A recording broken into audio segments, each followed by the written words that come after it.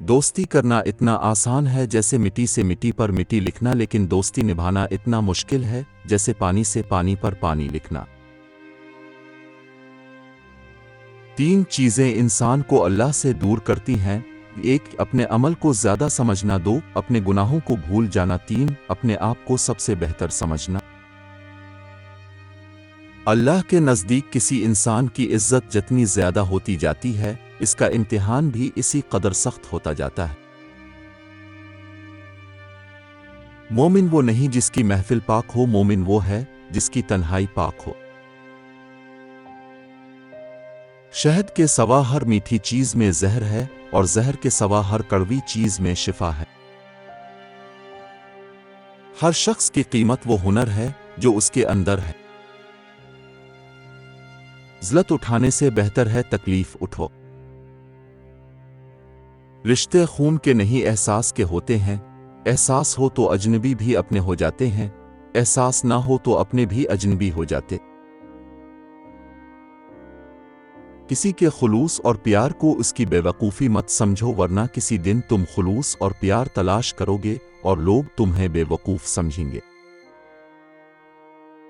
نیند چار طرح کی ہوتی ہے: ایک، انبیاء کی نیند، دو، مومن کی نیند، تین، منافق کی نیند، چار، شیطان کی نیند۔ سیدھے ہو کر انبیاء سوتے ہیں، دائیں طرف کروٹ لے کر مومن سوتے ہیں، بائیں طرف کروٹ لے کر منافق سوتے ہیں، اور الٹے ہو کر شیطان سوتے ہیں۔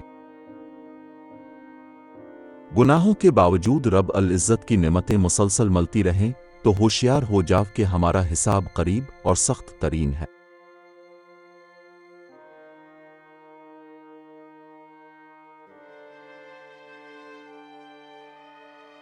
عقل جیسی کوئی دولت نہیں اور جہالت جیسی کوئی غربت نہیں، ادب و آداب جیسی کوئی میراث نہیں اور مشورے کا کوئی مددگار نہیں۔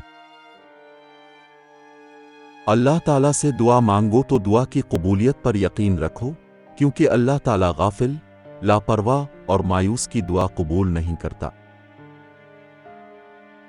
علم کے سوا دوسری باتوں میں غور و فکر کرنا فضول ہے۔